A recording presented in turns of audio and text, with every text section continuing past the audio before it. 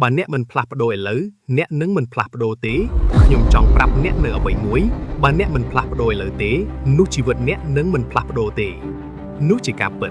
cả plap đồ mình cắt láng đợi cháy đòn tế vì mình cắt láng vì pro nẹ ông cùi bạt na việt tế vì cắt láng pe để nẹ sầm rạch chất thả cướp còn hái đò pe để tha nẹ mình ai ruột nỡ tam rồi biếm ní ban tiệt tế nỡ pe nẹ đo chấm lời nú pe để nẹ ngớp láng cờ lấy mới chỉ vật luôn ấy hơi như vậy thả mình áo on ỏi việt tiệt tếខ្ញុំត្រូវតែធ្វើវាឲ្យបានស្ដាប់ខ្ញុំសិនយើងទាំងអស់គ្នាធ្លាប់មានថ្ងៃដែលយើងមានអារម្មណ៍ថាខ្លួនឯងមិនល្អគ្រប់គ្រាន់យើងទាំងអស់គ្នាធ្លាប់មានថ្ងៃដែលយើងមានអារម្មណ៍ចាញ់ថ្ងៃដែលយើងគិតថាពិភពលោកនេះធំពេកហើយដែលរឿងអ្វីខ្ញុំនឹងបន្តទៅមុខ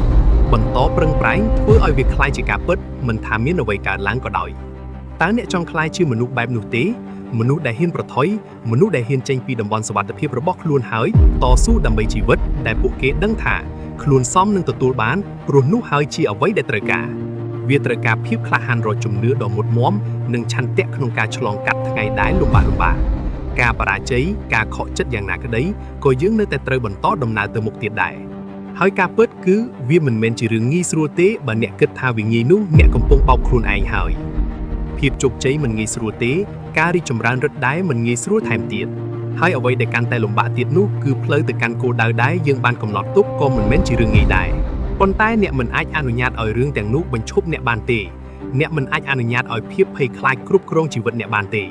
មួយវិញទៀតនៅក្នុងជីវិតពេលវេលាដែលអ្នកចង់បោះបង់ជាពេលដែលអ្នកមានអារម្មណ៍ថាអស់កម្លាំងពេលដែលអ្នកគិតថាខ្ញុំគ្រប់គ្រាន់ហើយនោះហើយជាពេលវេលាសំខាន់បំផុតឈប់រកលេសឲ្យខ្លួនឯងទៀតទៅហើយអ្វីដែលអ្នកគួរធ្វើពេលនេះការផ្លាស់ប្ដូរតូចៗដូចជាឈប់គេងយូរហើយចេញទៅហាត់ប្រាណកុំមើលទូរស័ព្ទច្រើនពេកចាប់ផ្ដើមអានសៀវភៅញ៉ាំអាហារណាដែលល្អគេងឲ្យបានគ្រប់គ្រាន់ relax និងចាប់ផ្ដើមមករៀនជំនាញថ្មីយ៉ាងណាមិញទៅអ្វីទាំងនោះហើយដែលកំណត់ថាអ្នកជានរណា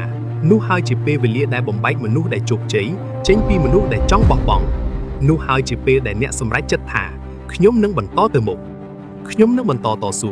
ខ្ញុំដឹងថានៅក្នុងខ្លួនអ្នកមានផ្នែកមួយដែលភ័យខ្លាចការភ័យខ្លាចបរាជ័យភ័យខ្លាចដួលភ័យខ្លាចថាតើនឹងមានអ្វីកើតឡើងបើខ្ញុំដាក់ចិត្តទាំងស្រុងទៅលើក្តីសុបិនរបស់ខ្ញុំហើយចុះបើខ្ញុំបរាជ័យតើមនុស្សប៉ុន្មានអ្នកសោចមានមនុស្សប៉ុន្មានយំអ្នកត្រូវចាំថាពួកគេមិនខ្វល់ពីដំណើរសកម្មភាពរបស់អ្នកទេពួកគេមើលឃើញតែការជោគជ័យមួយទេដូចនេះអ្នកមិនត្រូវគិតច្រើននោះទេអ្វីដែលល្អបំផុតសម្រាប់អ្នកគឺការចាប់ផ្ដើមធ្វើរហូតទាល់តែបានជោគជ័យ do it until you win ប៉ុន្តែសូមស្ដាប់ខ្ញុំនៅចំណុចមួយសិនកុំទាន់គិតច្រើនការបរាជ័យមិនមែនជាភាពចុងបញ្ចប់ទេហើយក៏មិនមែនកំណត់អ្នកចាញ់ហើយត្រូវឈប់ដើរដែរវាគ្រាន់តែជាជំហានមួយនៅក្នុងដំណើរជីវិតប៉ុណ្ណោះបើអ្នកមិនធ្លាប់បរាជ័យនោះមានន័យថាអ្នកមិនទាន់បានព្យាយាមគ្រប់គ្រាន់នោះទេហើយបើអ្នកមិនបរាជ័យខ្លះអ្នកក៏មិនអាចរីកចម្រើនបានដែរដូច្នេះចូលហ៊ានលោតទៅមុខកុំរងចាំឲ្យអ្វីល្អឥតខ្ចោះសិនកុំរងចាំឲ្យផ្កាយតម្រៀបជួរគ្នាសិនកុំរងចាំតតែមានអ្វីគ្រប់យ៉ាងទើបចាប់ផ្ដើមកុំរងចាំពេលវេលាអស្ចារ្យមកប្រាប់អ្នកថាឥឡូវនេះហើយជាពេលត្រូវចាប់បោកតើពេលវេលានោះគឺពេលឥឡូវនេះអ្នកមានអ្វីគ្រប់យ៉ាងដែលត្រូវការហើយអ្នកមានកម្លាំងអ្នកមានចិត្តខិតខំអ្នកមានឆន្ទៈអ្វីដែលនៅសេសសល់គឺការសម្រេចចិត្តតែប៉ុណ្ណោះបើអ្នកមិនផ្លាស់ប្ដូរឥឡូវនេះអ្នកនឹងមិនផ្លាស់ប្ដូរឡើយហើយខ្ញុំចង់ប្រាប់អ្នកថាអ្នកមានតម្លៃគ្រប់គ្រាន់អ្នកសមនឹងទទួលបានជីវិតល្អជាងនេះអ្នកសមនឹងក្លាយជាមនុស្សដែលអ្នកតែងតែចង់ក្លាយជាមួយគោលដៅរបស់អ្នកប៉ុន្តែអ្នកត្រូវចាប់ផ្ដើមជំហានដំបូងសិនដូច្នេះតើអ្នកនឹងជ្រើសរើសដោយរបៀបណានៅជាប់ក្នុងកន្លែងដដែលមែនឬក៏ក្លាហានឡើងហើយផ្លាស់ប្ដូរជីវិតរបស់អ្នកចាប់ពីឥឡូវនេះទៅខ្ញុំដឹងច្បាស់ថាជម្រើសគឺស្ថិតនៅក្នុងចិត្តអ្នកហើយតែត្រូវចាំទុកមួយចំណុចទៀតបើអ្នកមិនធ្វើការផ្លាស់ប្ដូរឥឡូវនេះទេចំពោះរឿងដែលគិតហើយស្រមៃចង់បានវាគ្រាន់តែជាខ្យល់តែប៉ុណ្ណេះវាមិនមានបានការអ្វីនោះទេមានពេលមួយក្នុងជីវិតដែលអ្នកមើលជុំវិញខ្លួនហើយដឹងថាអ្វីគ្រប់យ៉ាងនៅតែដដែលអ្នកភ្ញាក់ពីគេងធ្វើរឿងដដែលហើយមួយថ្ងៃក៏កន្លងផុតទៅដោយគ្មានអ្វីផ្លាស់ប្ដូរសោះការពិតគឺមនុស្សជាច្រើនធ្លាប់ស្ថិតនៅកន្លែងនោះហើយអ្នកក៏ដឹងច្បាស់ថាខ្ញុំកំពុងនិយាយអំពីអ្វីដែរអ្នកកំពុងជាប់គាំងជាប់នៅក្នុងការងារដដែលទម្លាប់ដដែលជីវិតដដែលដែលមិននាំអ្នកទៅណាសោះភាពរីកចម្រើនបន្តិចក៏គ្មានហើយវាងាយណាស់ក្នុងការគិតថាប្រហែលជាជីវិតខ្ញុំមានតែប៉ុណ្្នឹងហើយប៉ុន្តែសូមស្ដាប់ខ្ញុំនោះគឺជាការកុហកហើយនោះក៏ជាអន្ទាក់ដែរពេលដែលអ្នកជឿថាអ្នកមិនអាចផ្លាស់ប្ដូរបានទៀតនោះហើយជាពេលដែលអ្នកបានចាញ់រួចទៅហើយដូច្នេះតើត្រូវការអ្វីទៀតដើម្បីឲ្យអ្នកដឹងថា នេះហើយជាពេលវេលារបស់អ្នកនៅទីនេះ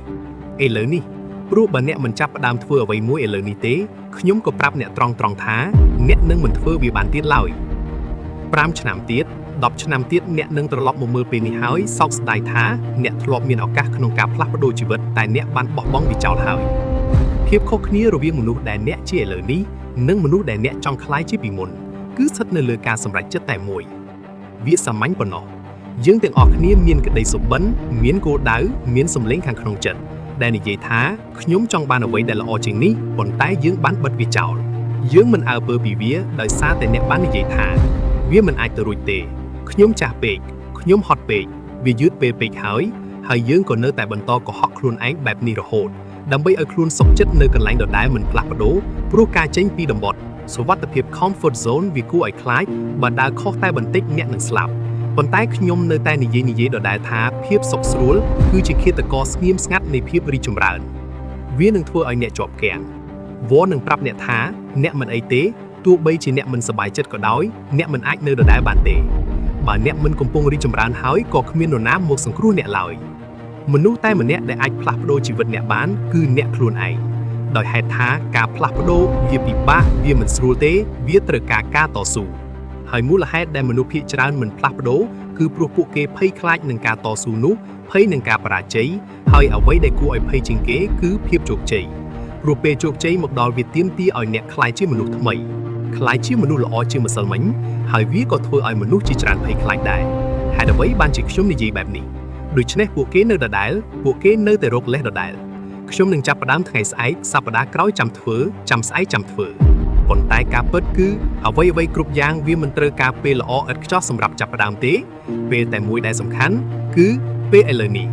Now បើអ្នកមិនចាប់ផ្ដើមឥឡូវនេះអ្នកនឹងមិនអាចចាប់ផ្ដើមឡើយ Now is the best time bro